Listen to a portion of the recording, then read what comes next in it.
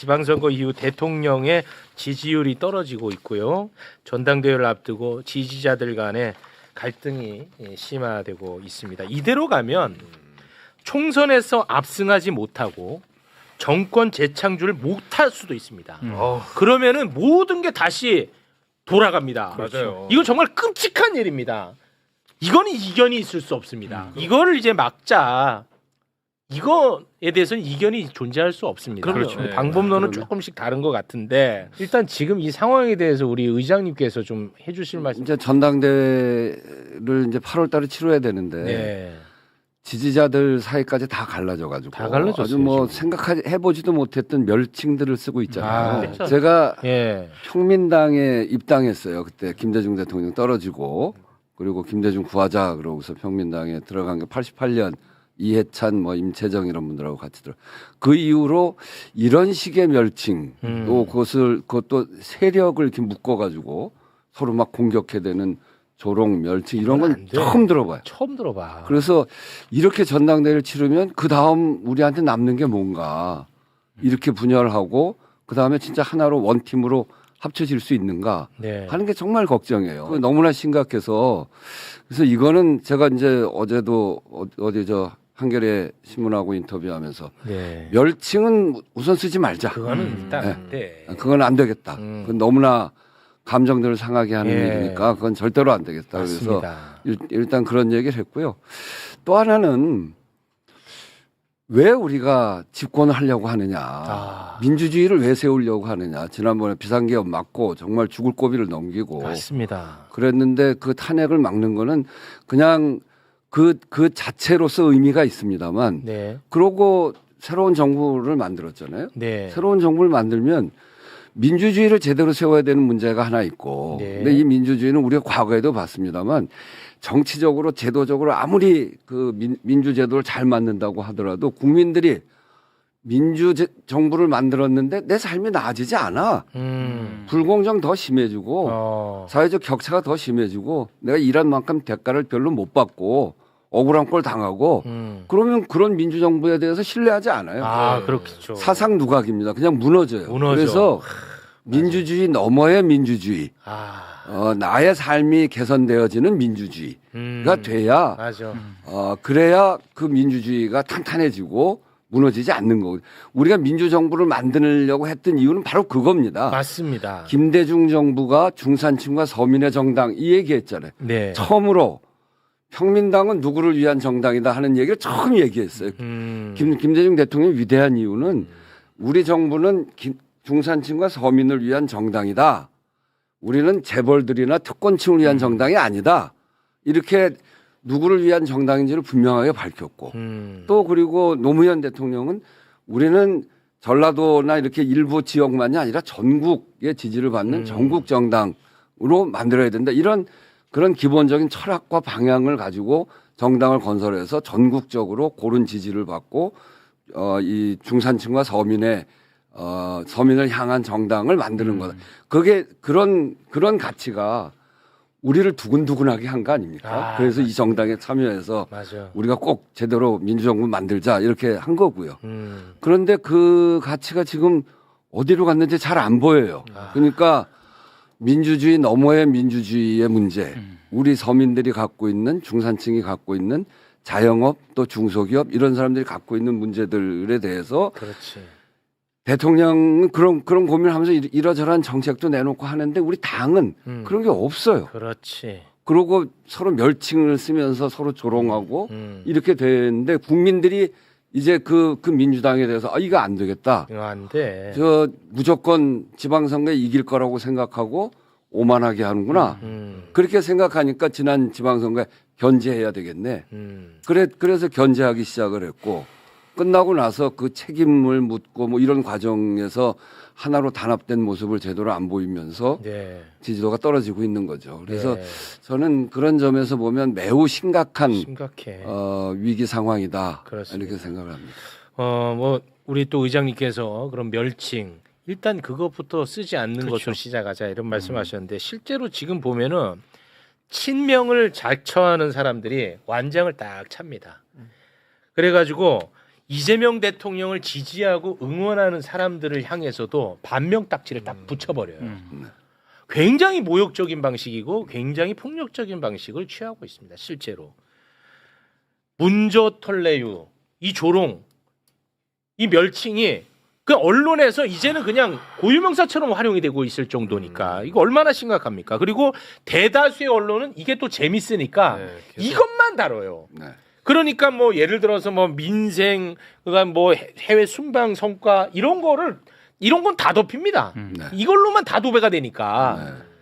이거 정말 빨리 정리해야 됩니다, 의장님. 네. 의장님이 막 화를 내주세요. 네, 저 화내고 있어요. 근데 문조 털레유만 있는 게 아니고 네.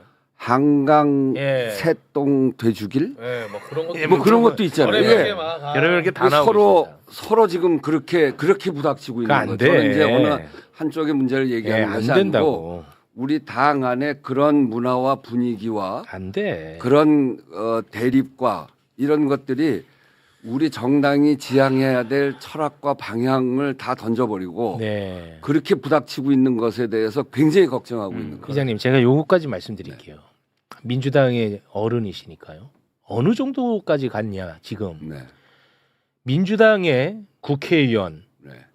정말 그 공적 마인드가 강해야 되지 않겠습니까? 여당의 국회의원인데 그 국회의원들이 지금 할 일이 얼마나 많습니까? 신경 쓸 게 얼마나 많습니까? 그런데 매불쇼에 출연하냐 마냐, 출연하는 사람은 뭐 어떤 사람이고 출연하지 않은 사람은 어떤 사람이고 하면서 출연하는 것 자체가 눈치가 보이고 그런 지경에 이르렀습니다. 네. 이제 지금 그런 이야기를 본격적으로 하는 거고요. 예, 그래도 제가 너무 얼마 감사하더라고요. 네. 얼마 전에 글을 하나 써서 누구를 위한 민주당이어야 하는가. 네. 그리고 우리는 누구를 위해서 일해야 되는가 이런 걸로 시작을 해서 네. 글을 하나 썼죠. 그래서 저는 제가 이제 요즘 국회의장이 끝나고 국회의원으로 복귀하고 제일 먼저 한 일은 을지로위원회로 돌아간 일입니다. 아유, 을지로위원회 회의에 가고 진짜 또 훌륭하시다. 기자회견 보통 이제 국회의장 하고 나면 기자회견장에 잘 안 쓰거든요. 아, 그래서 저도 이제 국회의장 하면서는 몇 번 섰는데 돌아가자마자 국회 기자회견장에 서서 지금 이 여러 가지 문제들 가불 문제들에 대해서 저도 얘기를 하고 사실은 누구를 위한 정당이어야 되는가 이거가 우리한테 매불쇼에서도 좀 더 많이 다뤄주시고 네. 저는 이렇게 봅니다. 1930년에 뉴딜 대공황이 있었잖아요. 네. 그 전까지는 미국이 공화당 세상이었습니다. 근데 30년을 거치면서 아주 대공황이 오니까 새로운 미국 사람들이 새로운 선택을 하죠. 아. 그 루즈벨트 선택하는 거거든요, 민주당. 아. 그때 루즈벨트의 슬로건이 뭐냐면 포같은 맨입니다. 잊혀진 사람들. 그래서 공화당 지지자가 민주당 지지자로 바뀌는 건 아니고 당시에 잊혀진 사람들이 누구냐? 노동자, 농민, 도시빈민, 또 소수인종, 사람으로 여겨지지 않던 사람들. 아. 그런 사람들이 굉장히 많았거든요. 그 사람들을 위해서 우리가 뉴딜, 대공황을 넘어서 뉴딜을 하면 테네시간 개발 사업에서 일자리만 경제개혁만 얘기하는데 그거 아니고 그때 한 게 70만 공공주택 건설 사업을 발표하고 또 그리고 농산물 안정가격제, 8시간 노동제, 산별노조법, 사회복지제도 이런 것들을 발표하면서 그 사람들이 이 루즈벨트 민주당이 우리를 위해서 일하는구나. 그래서 이 포같은 맨들이 나와서 그다음 투표를 합니다. 그러고서 민주당이 30년 집권을 합니다. 아. 우리가 30년 집권하겠다고 뭐 20년 집권하겠다고 얘기할 필요가 없고 우리 사회의 포같은 맨이 누군가 그렇게 생각해 보면 대기업에 의해서 고통받고 있는 중소기업 네. 그리고 비정규직 노동자 네. 요즘 자영업 상태가 아주 안 좋잖아요. 네. 작년에 비해서 이 고물가, 고환율 이런 것 때문에 이분들의 연체 빚이 12%가 늘어났어요. 그런 자영업자 이런 분들, 청년들 이 주택 가격이 계속 올라가고 이러니까 이제 집 살 희망도 없고 월세도 오르고 그리고 집값이 올해 5월 달에 서울의 평균 주택 가격이 10억이 넘었잖아요. 작년 동기로 보면 8억 9,700만 원인가 그래요.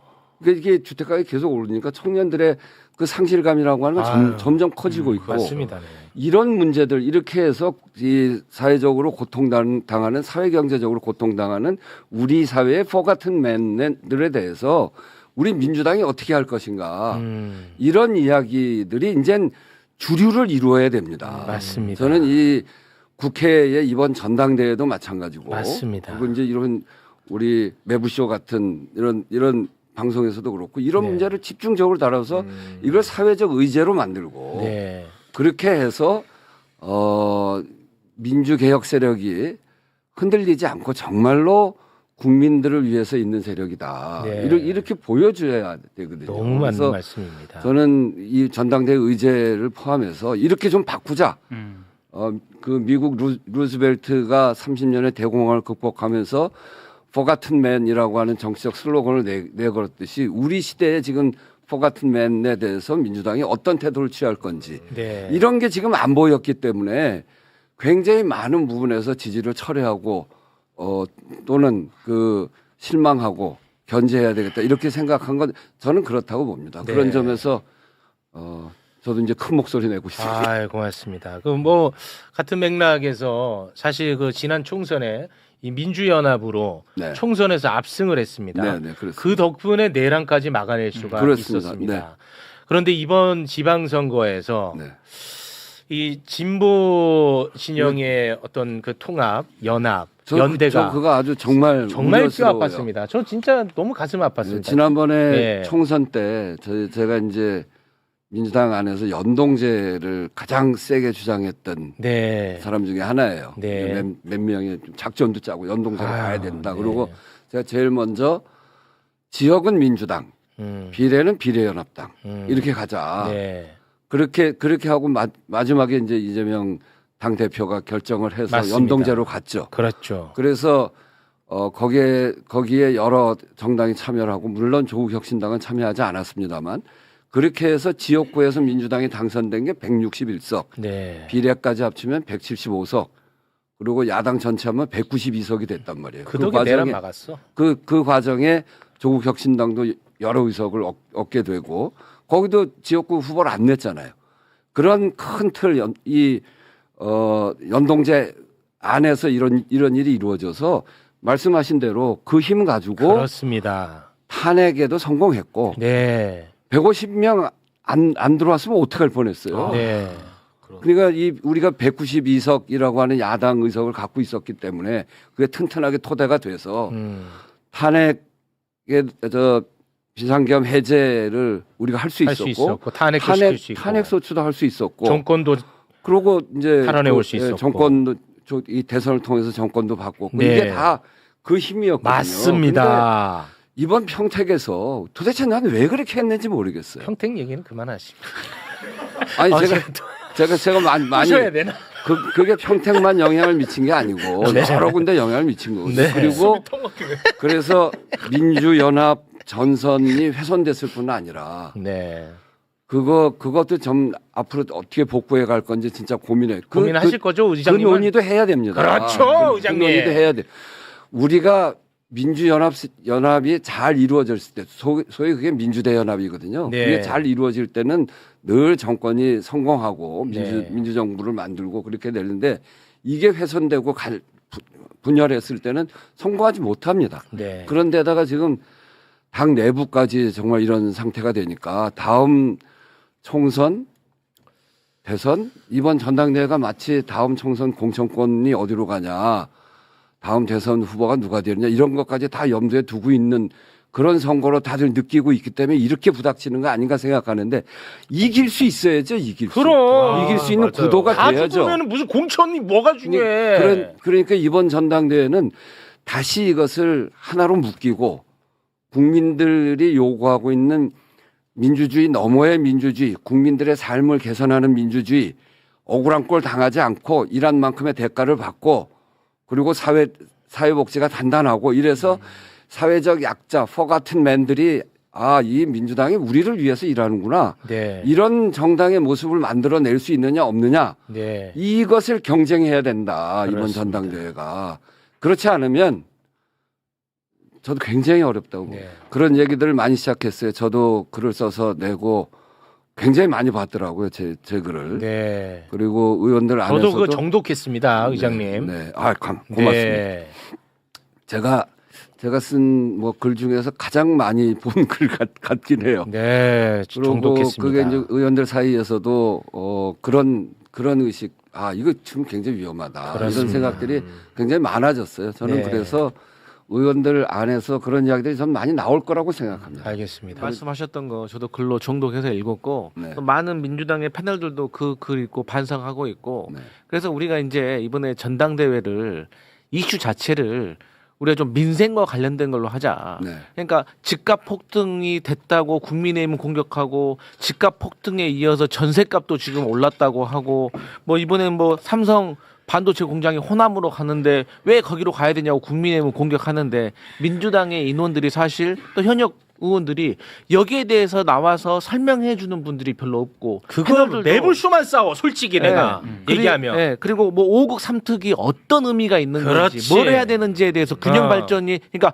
5국 3특만 얘기하지 말고 5국 3특의 핵심은 교통 광역마인 게 이게 어떤 변화를 줄 건지에 대해서 얘기를 하고 이런 생산적인 얘기를 했을 때 국민들이 민주당의 전당대회를 좋게 볼 텐데 그렇지. 자꾸 당내 의견만 가지고 당권 도전 투쟁으로 이렇게 비춰지니까 대통령도 답답하고 네. 국민들이 보기에도 한심하게 여겨지는 그런 것에 대해서 많이 반성하고 있어서 아유, 고맙습니다. 의장님께서도 이번 전당대회 출마하시는 분들이 좀 이런 얘기를 많이 할 수 있게 네. 정책 경쟁을 할 수 있게 그래서 아유, 고맙습니다. 누가 선거에 이길 수 있는 유능한 민주당을 만들 수 있고 이재명 대통령을 잘 뒷받침할 수 있는 그런 생산적인 전당대회가 될 수 있도록 네. 의장님께서 더 고맙습니다. 채찍질을 해주시죠. 문재인 전 대통령 비판할 수 있습니다. 유시민 작가 비판할 수 있습니다. 정청래 비판할 수 있습니다. 그런데 그것만 하는 게 직업이 되면 되겠어? 네. 그거는 너무 비정상적이잖아. 하루 종일 그것만 하는 게 직업이야. 그거는 좀 이상하잖아. 무슨 말씀인지 알겠죠? 네. 네, 그러니까 지금 이제 저 얘기랑 같아요. 그러니까 우리한테 지금 던져져 있는 중요합니다. 이게 청년들 지지가 우리한테 많이 빠졌다. 안 나온다. 그거를 청년들이 보수화돼서 그래. 그렇게 그냥 야단치듯이 한단 말이에요. 네. 그럼 대구 청년들은 뭐야? 대구 청년들은 김부겸 후보를 많이 찍었어요. 맞아요. 경기도도 그렇습니다. 네. 네, 경기도. 이제 그러니까 그런 데서 찾기보다는 청년들이 갖고 있는 문제들, 부동산도 아까 얘기했지만 그렇게 올라서 이 집값이나 이런 문제는 뭐 월세 전세도 오르는데 본인들의 생존의 문제잖아요. 네. 지금 청년들은 아마도 우리 부모보다 내가 더 못 살 것 같다 이렇게 생각하는 첫 번째 세대예요. 그래서 굉장히 불안해요. 네. 주가 많이 올랐죠. 그거는 이제 이재명 정부의 큰 성과이기도 한데. 그렇습니다. 근데 이렇게 살펴보면 청년들을 5분위로 나누면 하위 20%의 총 자산이 한 3,300만 원 돼요. 네. 상위 20%의 총 자산은 6억 7천만 원이니까 이렇게 돼. 이 양극화가 차이가 너무 심해지고 있어. 국가 데이터처에서 발표한 자료는 19배 차이. 세대를 다 합쳐서 청년들 차이가 가장 큽니다. 그러면 그 얘기는 뭐냐면 주식을 사는 사람은 상위 20%에 가까운 사람들. 이것도 못 사는 사람이 훨씬 많다는 이야기. 근데 저 표는 뭐냐면 제가 이제 입법조사처에서 국회의장으로 있으면서 우리 사회의 가장 큰 문제는 양극화다. 사회적 불평등이다. 이 문제에 대해서 한두 가지로 그 문제를 해석하지 말고 다차원적으로 교육, 자산, 소득, 주거 뭐 이런 걸 다 합쳐서 불평등이 어떻게 변하고 있는지를 보자. 그랬더니 소득 불평등이 최근 들어서 36%에서 40%로 늘어나요. 그러니까 자산 불평등이. 그러니까 자산의 차이가 점점 벌어지는 거거든요. 네. 이런 점들 그 청년들의 대부분이 부모보다 내가 더 못 살 것 같다. 그리고 청년들 안에 이 격차가 어떤 세대보다 더 크거든요. 그렇기 때문에 이런 문제들을 우리가 어떻게 극복해 갈 수 있을는지에 대해서 당에서 집중적으로 네. 검토하고 고민해야 된다는 이야기입니다. 네. 그렇게 해야 청년들이 아 우리들의 고민을 민주당이 이야기하는구나. 그렇습니다. 이렇게 해야지 청년들이 그냥 보수화됐으니까 그 뭐 저 어떡하냐. 네, 그러면 교육을 안 더 되죠. 시키자. 이거 그런 얘기는 사실은 택도 네. 아닌 소리들이죠. 네, 그래서 그런 점에서 국민들의 삶 네. 이거를 우리 중심에 놔야 된다. 아, 우리 의장님 같은 정말 민주당의 큰 어르신 분들이 역할을 좀 많이 해주시면 좋을 것 같다는 생각이 듭니다. 네, 그리고 이제 한 가지 더 부탁드리면 그 멸칭 쓰지 말자. 그거는 이제 안 돼. 그거 하고요. 또 하나는 이제 그 빅 스피커들 있잖아요. 네. 그분들께서도 네. 서로 공격하고 하는 걸 너무 날카롭게 네. 그 맞는 부분도 있고 제가 보기에는 또 안 맞는 부분도 있고 뭐 그런 것 같아요. 내불쇼는 한 번도 그런 예, 적이 예. 없어요. 상대에 대한 공격을 너무 과도하게 네, 저는 없어요. 하지 말자. 네. 그래서 지금부터는 국민들의 삶을 민주당의 중심에 놓고 그렇습니다. 민주개혁 진영 전체의 중심에 국민의 삶이 와야 됩니다. 맞습니다. 지금 양극화가 더 심해지고 있고 그리고 또 사회적 그렇기 때문에 사회적 갈등도 더 커지고 많은 이슈들이 제기되고 있잖아요. 이 네. 반도체의 그 수익을 어떻게 배분할 거냐라고 맞습니다. 하는 것도 큰 의제로 와 있는 큰 거고. 의제입니다. 하여튼 그런 점에서 지금 우리가 다뤄야 될 의제가 굉장히 많은데 네. 그런 점들을 집중적으로 논의하고 고민하는 네. 그런 누구를 위한 정당인지를 분명하게 네. 이렇게 나타내어지는 네. 그런 전당대회가 되기를 진심으로 정말 바랍니다.